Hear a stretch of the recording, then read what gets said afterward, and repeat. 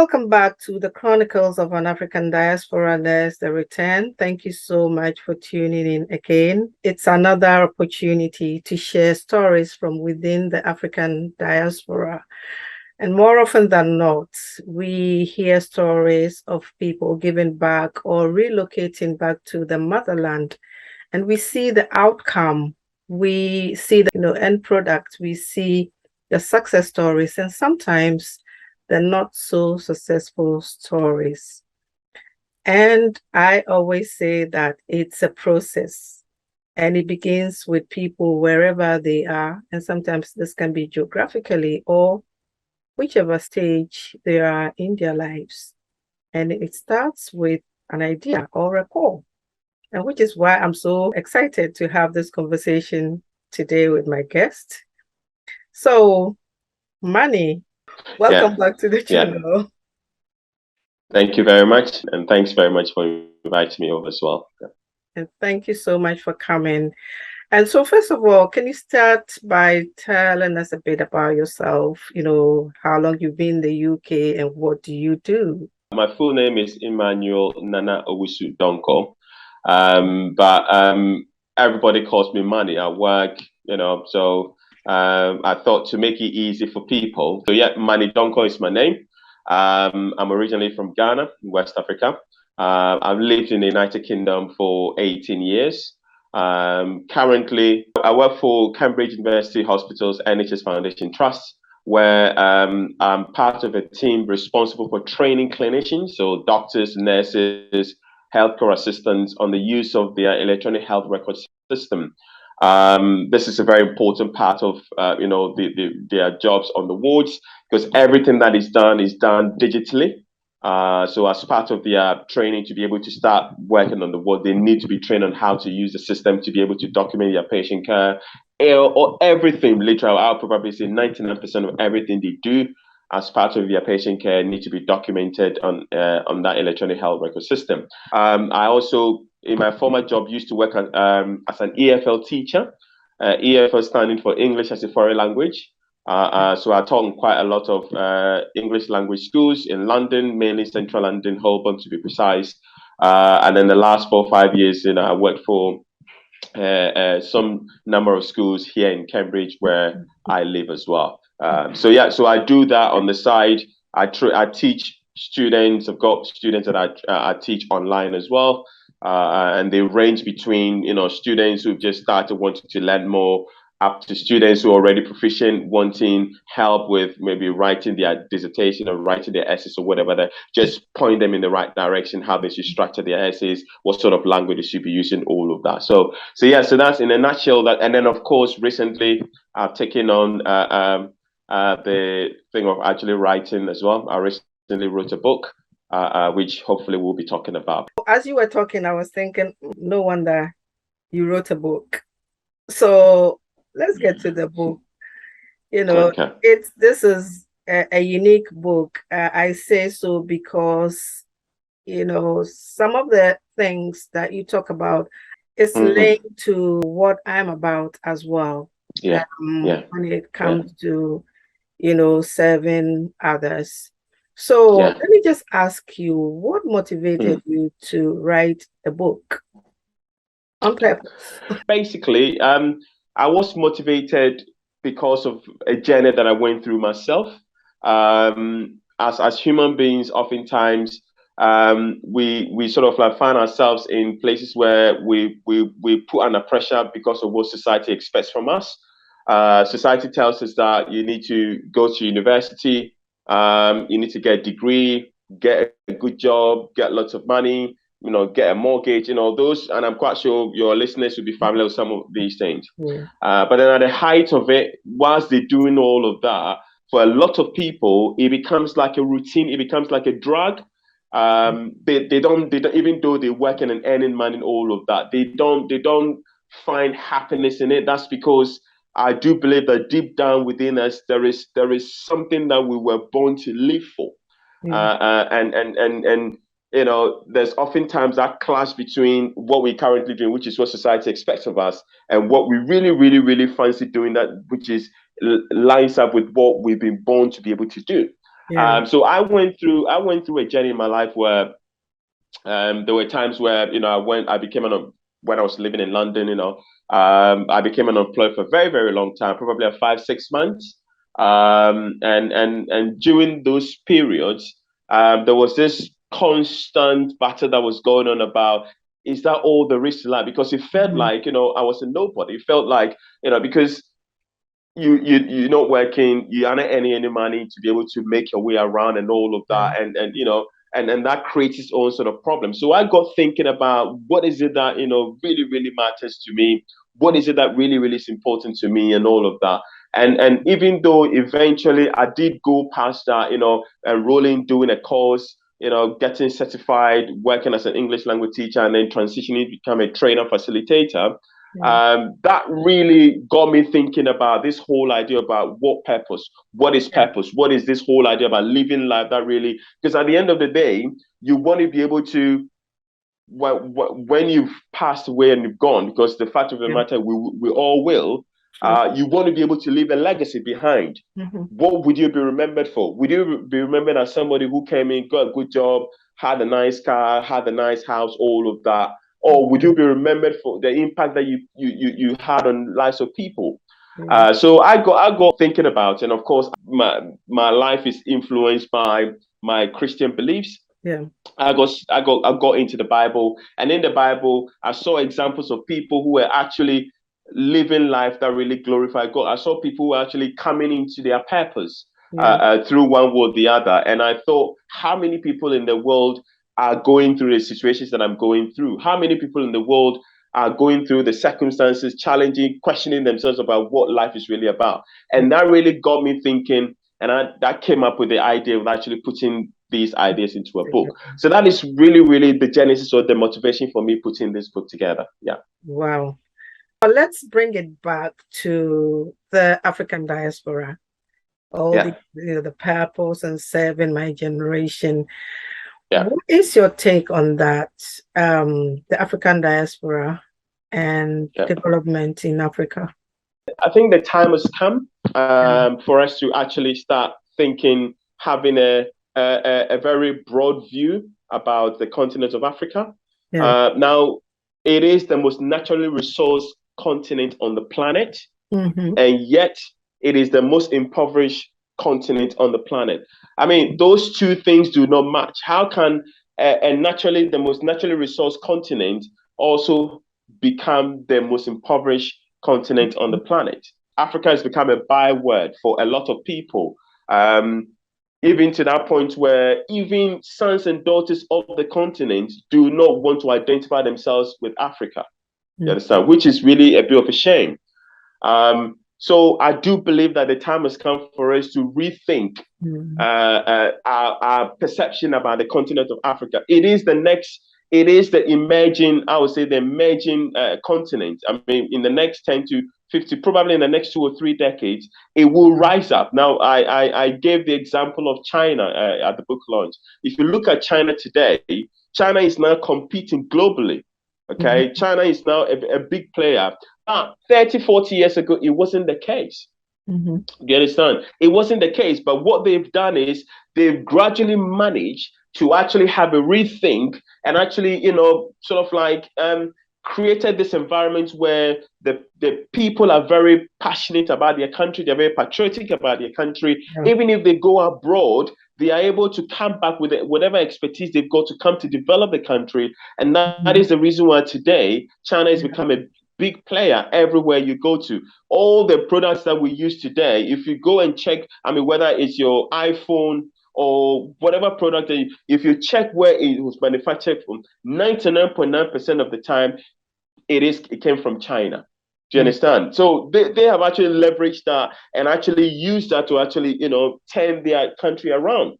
It is the same thing for Africa. But for that to happen, her children, the sons and daughters of the continent, need to begin to rise up and begin to see things from a different perspective. Yeah. Yes, we know we still have the issues going on, this whole corruption, political instability, everything. But this is the more reason why we need to be able to, start thinking about how we can develop our continent, and then, if possible, go and actually contribute in making that possible. So it is something that is really, I mean, I myself, I've had a rethink of, because when I first came in, it was the same mentality. Yeah. You know, I don't want anything to do. But then as the years have gone on, I've begun to see that it's a virgin continent, Yeah. in the sense that there's a lot of things that you can actually go and carve a niche for yourself over there, Yeah. if you know, you know. But it all stems from having that right perception about Yeah. the continent. So Yeah. yes, I do think that it is a very important discussion.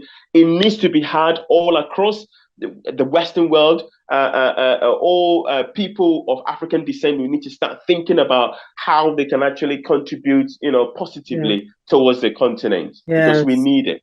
Yeah. Yeah, certainly, certainly the narrative is changing. It's things that you and I do, and I'm sure a lot of people contributing their quota, whether it's writing a book on this or whether sharing these stories, it's all geared towards, um, Mm. the success story of Africa. Yeah. So thank you so much for that. Are you involved in any projects at the moment? One of the things that I did at the book launch on Saturday was use the book launch as an occasion to raise funds for a project.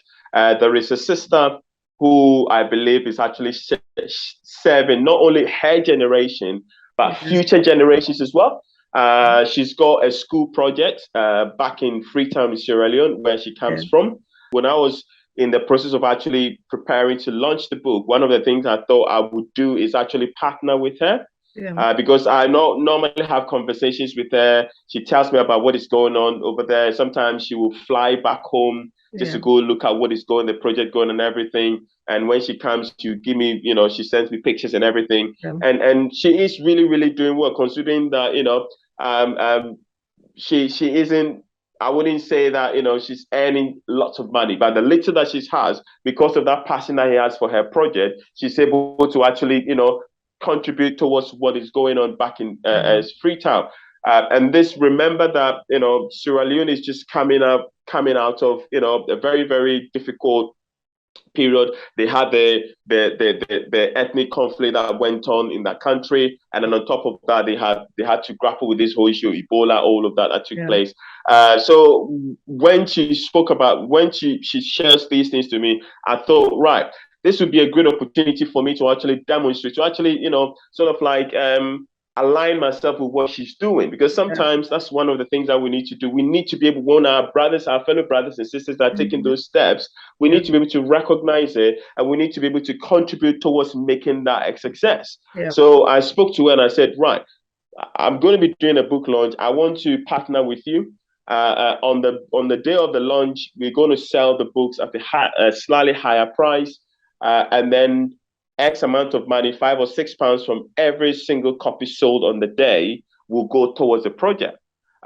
So she was very excited. We spoke at length about it. She sent me pictures about the project, everything, because I wanted her to come and share her story, to Yeah. talk about what has happened to the school, the motivation behind it, where she is at this moment in time, so that those who came to the book launch will actually see what was going on, so Yeah. that when they bought the book, because I think one of the things that we always have to do is there has to be that accountability. Yeah. So whatever they were purchasing, they knew that this was going towards a worthy cause. You Yeah. understand? So that is the project. She's invited me to come to go to Sierra Leone, which I intend to take out probably sometime in the new year, just to go to have a look at what is going on, and that will actually motivate me to see that, right, this is what the project, how the project is going, and then from there we take it from there, really. So Yeah. that is what I'm actually involved in at the moment. Yeah, and that's so true. Sometimes, like you said, we can support with our funds. Yes. Even though we haven't gone there, and this is where it starts, and then it builds up, Yes. and now you're planning to go to Freetown, which is great. So I can't wait. I'll be happy to see, what's the outcome or the progress of that project. Definitely. And I must say that I had bits of a story at the book launch, which I had the privilege to attend. And I'm hoping that I will be able to interview her some at some point. What's your final message to the African diaspora? But before we go that, when you're talking about electronic records, I'm thinking my mind went back to Ghana. I know now I've heard that some hospitals are using electronic records, but by and large, most people, you go to the office and you see the paper files, all that. Stash your files. Yeah. Has it ever crossed your mind? It is an area that I'm really passionate about because when I train doctors come in, particularly doctors that come up from overseas. So you do get African doctors come through, you do get doctors coming from Southeast Asia, all of that. Now, when I train them and they have a look at how robust the system is, they're really, really amazed because all you need is just one login, okay, your username and your password, and you can access anything that you want to access, whether you want the patient's lab results, if you do want to write notes. And the good thing is that because it is an electronic system, the notes are legible. So, they always say that doctors write and people can't actually decipher whatever code they write in it. But with this, it's easier for, so you can literally get anything and everything that you want in one place. Do you understand? And I think it's the way forward. I think in this country, the government policy is ensuring that all NHS trusts use some kind of electronic health records because it helps a lot.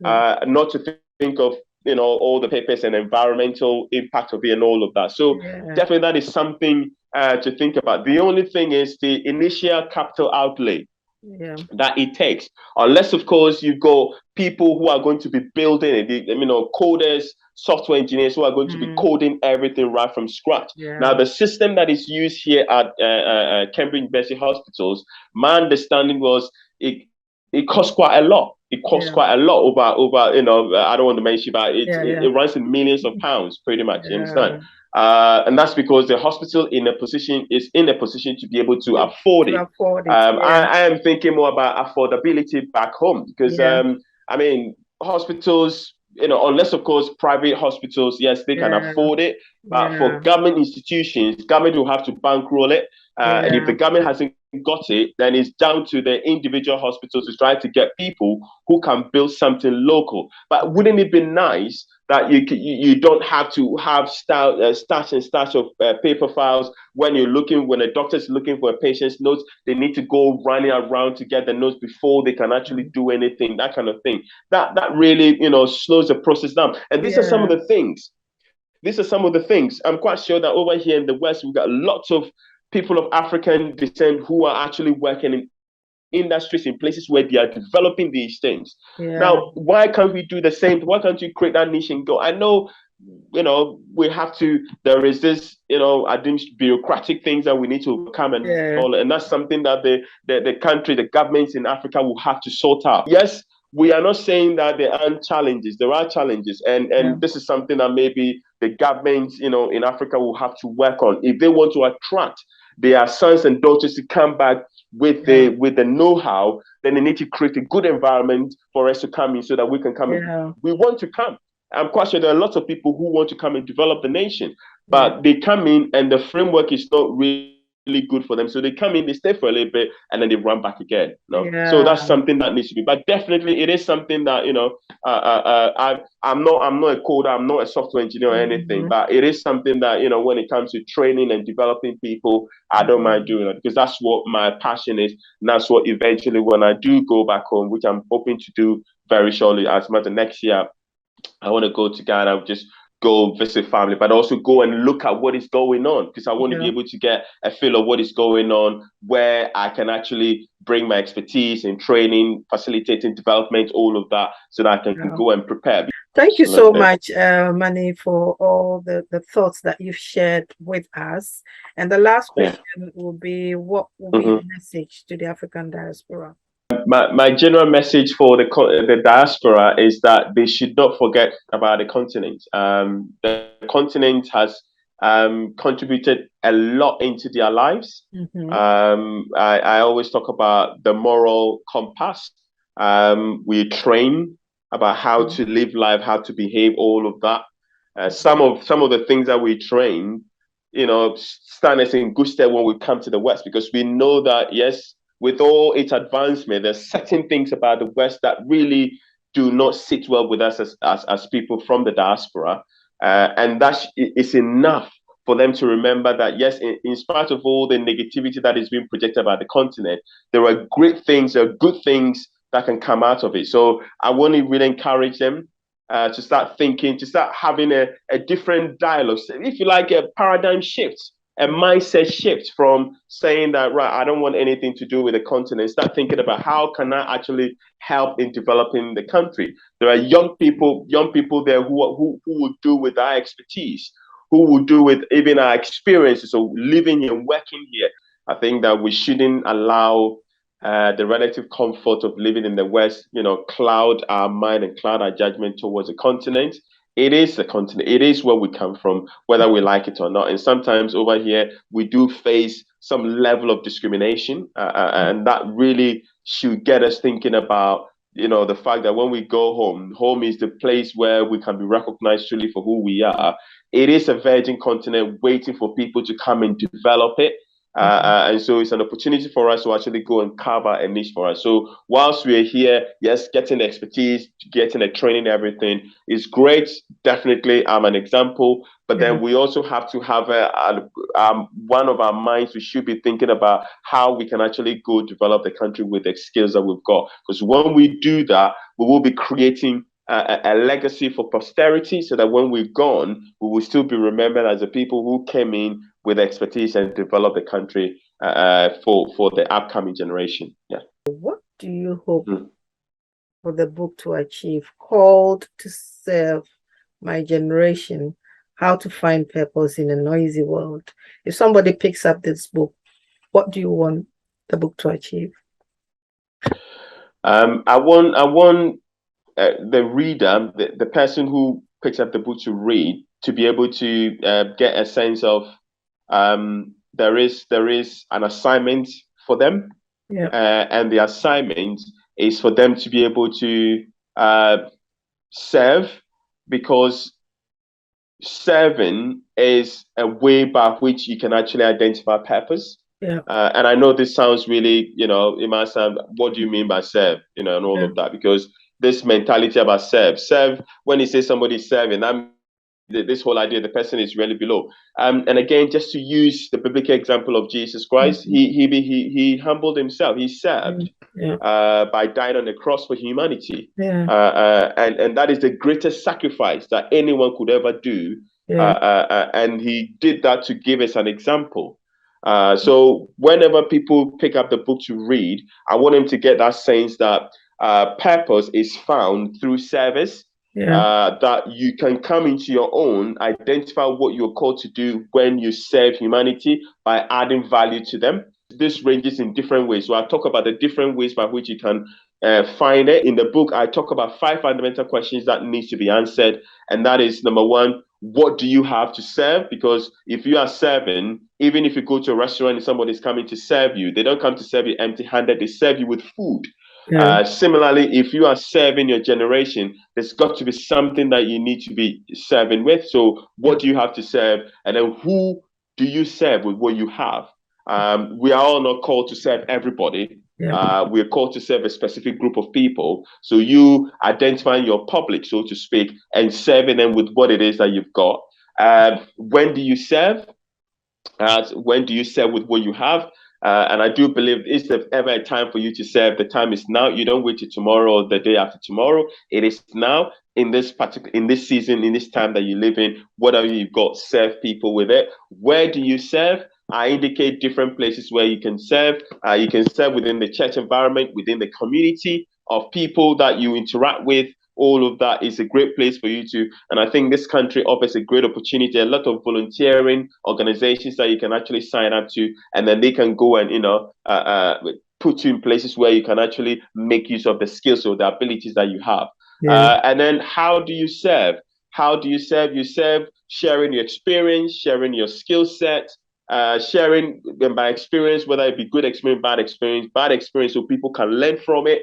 good experience so that people can learn from me as well. And then, so those are the main things, the fundamental questions. So when you answer those questions, it will bring about a change in your perception, in your mind, and that will help you to then start that journey of actually discovering your purpose. So that is what I want people to know or people to learn when they pick up the book. Yeah. Thank you so much, Manny. Thank you for your time, and thank you for all the nuggets that you shared with us. And I wish you well for the book. And I know that people thank you very much. Thank you very much. Amazon, but there are other places that they can get it as well.